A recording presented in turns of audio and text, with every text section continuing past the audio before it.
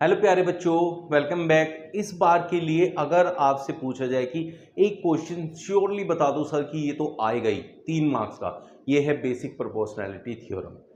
Triangles में से आएगा और ये क्वेश्चन 100% 2025 में मेरे अकॉर्डिंग आने वाला है, तो इसको बहुत अच्छे से करके जाना। बहुत एक आसान सा इसका सॉल्यूशन आज आपको सिखाऊंगा जिसको आप कभी भी जीवन में नहीं भूल सकते कि भाई उसको प्रूव करना है तो कितनी आसानी से कर सकते हैं, वो मैं आज आप लोगों को सिखाऊंगा। चैनल पे नए हो तो सब्सक्राइब कर लो और देखो क्या होता है basic proportionality theorem. Thales theorem भी इसको ही कहते हैं। कहीं थेल्स थ्योरम लिखा हुआ आ गया तो ये मत समझना कि बीपीटी अलग है, सेम है, क्योंकि इन्होंने प्रूव की थी तो इन्हीं के नाम पे इसको थेल्स थ्योरम भी कह देते हैं। ये साइड्स को रेशियो में डिवाइड करता है, इसीलिए इसका नाम बेसिक प्रोपोर्शनैलिटी थ्योरम भी रखा गया है। ये क्या कहता है? If a line is drawn parallel to one side of a triangle, अगर आपके पास एक ट्राइंगल है बच्चों, उस ट्राइंगल में ये देखिए मैं एक ट्राइंगल बना देता हूं, यहाँ ये रहेगा आपका ट्राइंगल, ठीक है। अब वो ये कह रहा है कि इस ट्राइंगल के अंदर हम अगर एक लाइन इस लाइन के पैरेलल ऐसे ड्रॉ कर दें, ये कर दी हमने इसकी लाइन के पैरेलल ड्रॉ, ठीक है बच्चों, इस लाइन के पैरेलल ये कर दी। If a line is drawn parallel to one side of a triangle, कोई भी एक साइड के पैरेलल, मैंने इसके पैरेलल बनाई है, आप इसके पैरेलल भी बना सकते हो, आप इसके पैरेलल भी बना सकते हो। To intersect the other two sides in distinct points, अलग अलग पॉइंट्स पे ये इंटरसेक्ट कर रहा है यहाँ पर। The other two sides are divided in the same ratio. Same ratio का मतलब अगर मान लीजिए ए है, बी, सी, डी, ई, वो ये कह रहा है कि जो इनका रेशियो होगा आपस में, means A D upon D B, जो इनका रेशियो होगा वही रेशियो ए ई और ई सी का आपस में बनेगा ही बनेगा। ये है आपकी बेसिक प्रोपोर्शनैलिटी थ्योरम। ये हो गया इसका स्टेटमेंट। वो क्या कहता है कि अगर किसी भी एक लाइन के पैरेलल आपने कोई एक लाइन बना दी ट्राइंगल के अंदर, तो बाकी जो दो साइड है, ये लाइन जो पैरेलल बनाओगे बाकी दो साइड को काटेगी ना दो पॉइंट पे, एक यहाँ एक वहां, तो ये दोनों जो पॉइंट है ये इस साइड को उसी रेशियो में डिवाइड करेगा जो कि ये पॉइंट इस साइड को करेगा, तो ये रेशियो आपस में इक्वल होगा। ये है आपकी बीपीटी थ्योरम, थेल्स थ्योरम। इसका प्रूफ करने के लिए आता है, वो मैं आपको सिखाता हूं, चलो प्रूफ करते हैं। ये है आपका ट्राइंगल एबीसी, जो अभी पीछे मैंने देखा वही ट्राइंगल यहां बनाया डीई। अब हमने ना दो कंस्ट्रक्शन करने हैं इसके अंदर। वो कंस्ट्रक्शन क्या है बच्चों? पहला है कंस्ट्रक्शन, ठीक है, इसमें कंस्ट्रक्शन लिखते हैं। पहले यहां लिखेंगे टू प्रूव। सबसे पहले आप लिखोगे टू प्रूव। क्या प्रूव करना है? A D upon D B equals to A E upon E C. Construction क्या करना है बच्चों? ई को एन से ज्वाइन करना है, वो भी perpendicular. Draw perpendicular E N, या ऐसे लिख दें सीधा, E N perpendicular to A D and D M perpendicular to A ई।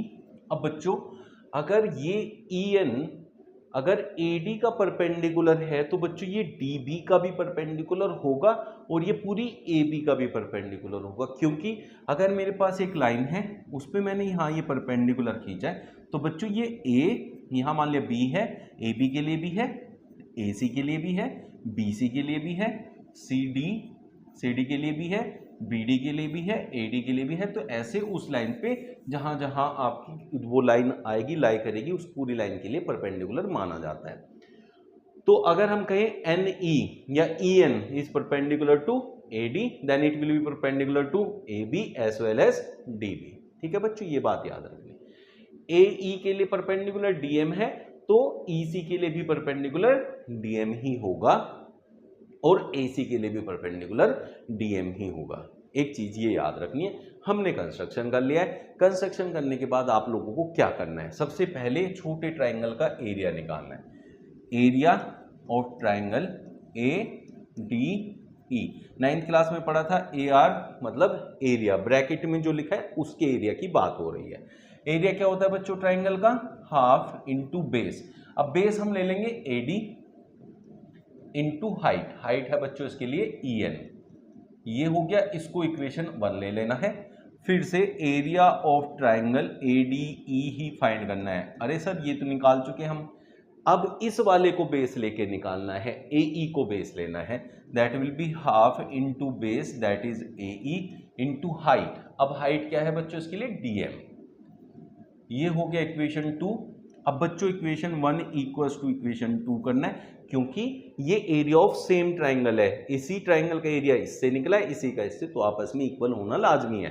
तो इन दोनों को इक्वल लिखेंगे, half into A D into E N equals to half into A E into D M. Half से हाफ कैंसिल हो गया, ये हो गया A D into E N equals to A E into D M. ठीक है बच्चों, इसको इक्वेशन 3 ले लेंगे। अब हम बात करते हैं इन ट्राइंगल्स की, डी ई बी। ये देखो, ये जो ट्राइंगल है, ये ट्राइंगल और ये जो ट्राइंगल है डी ई सी, ये दोनों सेम बेस पे हैं, डी ई पे सेम बेस, और ये लाइन इस लाइन के पैरेलल है, तो कहेंगे सेम पैरेलल्स के बीच में भी बने। जब भी दो ट्राइंगल सेम बेस पे बने और दो पैरेलल्स के बीच में बने, दोनों उन्हीं सेम पैरेलल्स के बीच में बन रहे हैं, जैसे ये डी ई बी बन रहा है इन दोनों पैरेलल के बीच में, और डी सी ई भी इन दोनों पैरेलल के बीच में बन रहा है, तब उनका एरिया हमेशा इक्वल होता है।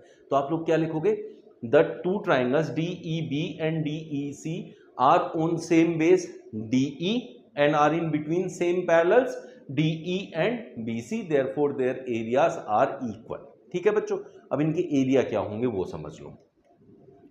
एरिया ऑफ ट्राइंगल, कौन सा ट्राइंगल लेंगे, पहले डी ई बी ले लेते हैं, डी ई बी क्या होगा बच्चों, ये हाफ इंटू बेस, लेकिन बेस इसको कंसिडर करना है क्योंकि इस वाली लाइन की पूरी की हाइट हमें पता है, तो it will be D B into, बच्चों डी बी की हाइट वही होगी जो ए डी के ले लिया है, क्यों होगी वो अभी अभी मैंने समझाया था।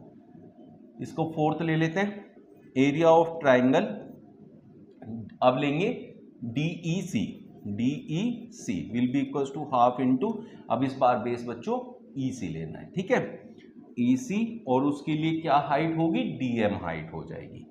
ठीक है, ये हो गया 5th, 4th equals to 5th। अभी बताया क्यों होगा, क्योंकि भाई they are on the same base and between same parallels, तो इनको इक्वल लिख देंगे बच्चों, half into D B into E N will be equals to half into E C into D M. Half से हाफ कैंसिल हो गया, ये बन गया आपकी इक्वेशन 6, ये इक्वेशन 6 ले लो बच्चों। अब इसके बाद आपको क्या करना है कि जो हमने इक्वेशन ये बनाई थी 3rd, उसको डिवाइड कर देना है इक्वेशन 6 से, 3rd divided by 6, 3rd equation divided by 6, आपको क्या मिलेगा, 3rd है A D into E N divided by, ये क्या होगा बच्चों, D B into E N will be equals to A E into D M, और डिवाइडेड बाई क्या होगा बच्चों, E C into D M. अब डी एम से D M cancel, E N से एन, तो A D upon D B ये रहा, और ए ई अपॉन ई सी ये रहा, हमने कर दिया प्रूव। बस इतना सा काम करना है, रिकैप करते विद इन 10 सेकेंड। पहले छोटे ट्राइंगल का एरिया निकालना है अलग अलग बेस लेके, ए डी और ए ई को बेस लेना है, ठीक है, उनको आपस में इक्वल रखना है, हाफ से हाफ काट के एक इक्वेशन तैयार करनी है।